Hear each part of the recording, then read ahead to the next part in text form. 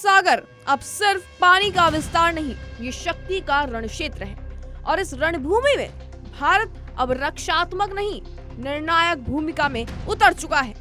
चीन की बढ़ती समुद्री मौजूदगी को जवाब देने के लिए भारत ने कमर कस ली है और केंद्र में है अंडमान एंड निकोबार आइलैंड। सवाल उठता है कि ये इलाका क्यों अहम माना जा रहा है। तो बता दें कि दुनिया का सबसे व्यस्त समुद्री मार्ग स्ट्रेट ऑफ मलक्का है। ये वही संकरा रास्ता है जहां से वैश्विक व्यापार का बड़ा हिस्सा गुजरता है। तेल, हथियार, कंटेनर, एशिया से यूरोप तक की जीवन रेखा यही होकर गुजरती है और इस रणनीतिक गलाघोटू बिंदु के ठीक पास खड़ा है भारत का अंडमान निकोबार। यानी अगर हिंद महासागर शतरंज की बिसात है तो ये भारत का क्वीन मूव है। 3 ताकतें, एक महासागर। बता दें कि हिंद महासागर में 3 बड़ी शक्तियां सक्रिय हैं, भारत, चीन और अमेरिका।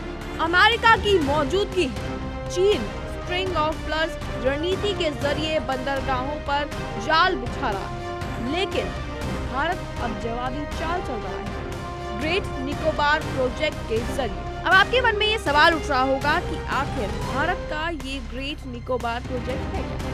दरअसल आपको बता दें कि ग्रेट निकोबार आइलैंड को एक मजबूत सामरिक हब में बदला जा रहा है। कैंपबेल बे में बुनियादी ढांचा मजबूत हो रहा है, नया अंतर्राष्ट्रीय एयरपोर्ट बन रहा है, उन्नत नौसैनिक और वायुसेना सुविधाएं मिल रही हैं। यानी मकसद सिर्फ निगरानी का नहीं है, जरूरत पड़े तो रोकने का भी है। इस रणनीति का सबसे बड़ा दाव हो सकता है अग्नि 1P। बता दें कि करीब 2000 किलोमीटर मारक क्षमता इसकी है। 2 स्टेज कैनिस्टराइज मिसाइल इसमें लॉन्च करो और दुश्मन के जहाज को सीधा संदेश मिल जाता है। अगर इसे ग्रेट निकोबार में तैनात किया जाए तो मलक्का से गुजरने वाला कोई भी संदिग्ध युद्धपोत भारत की निगरानी में होगा और ये है एंटी एक्सेस यानी कि एरियल डिनायल रणनीति।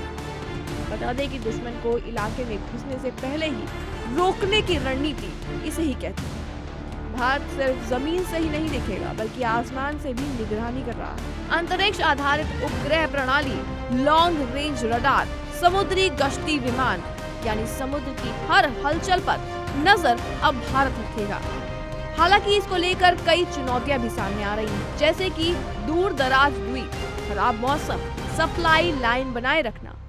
हालांकि भारत अब आयात पर निर्भर नहीं है, स्वदेशी तकनीक और उत्पादन से जवाब भारत तैयार कर रहा है। लेकिन इसमें याद रखिए, जिसके पास समुद्र की कमान होती है भविष्य उसी के हाथ में होता है। अंडमान निकोबार अब सिर्फ पर्यटन स्थल नहीं रहे हैं, ये भारत का समुद्री किला भी बन जा रहा है। अगर कोई ताकत हिंद महासागर में वर्चस्व का सपना देखती है तो उसे ये समझ लेना चाहिए कि भारत अब सिर्फ तट की रक्षा नहीं करेगा, वो समुद्र के मध्य से रणनीति लिखेगा।